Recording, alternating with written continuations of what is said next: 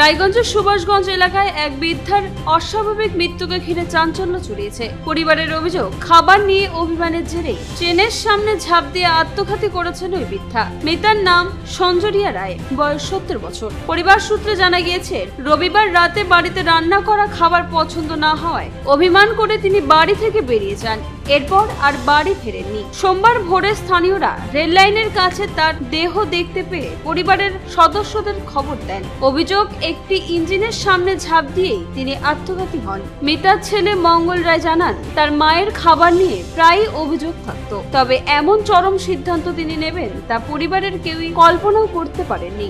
ঘটনার খবর পেয়ে রায়গঞ্জ রেল পুলিশ ঘটনাস্থলে পৌঁছে দেহ উদ্ধার করে। দেহটি ময়নাতদন্তের জন্য রায়গঞ্জ মেডিকেল কলেজ ও হাসপাতালের মর্গে পাঠানো হয়েছে। কি কারণে এই মর্মান্তিক ঘটনা ঘটলো তা খতিয়ে দেখতে তদন্ত শুরু করেছে রেল পুলিশ।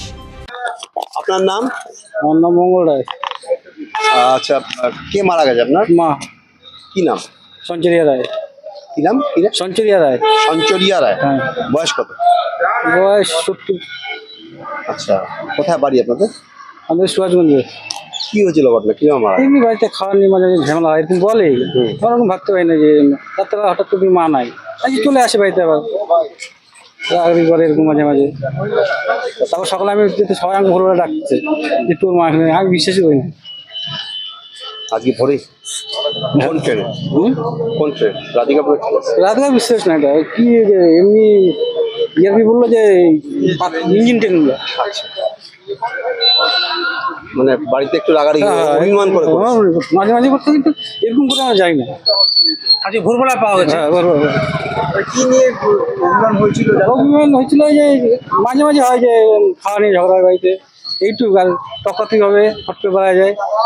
আপনারা কয় ছেলে? আমি একাই। আপনি একাই? বাড়িতে আপনার কে কে আছে? বোন চারটি বিয়ে গেছে। মানে আপনি তাহলে বাড়িতে মায়ের সাথে আর কে কে থাকছেন? দিদি, বোন, আমরা। তাহলে কি রান্না হয়েছিল যে খাওয়া নিয়ে? এমনি যেগুলো রান্না মাঝে মাঝে এরকম হয়।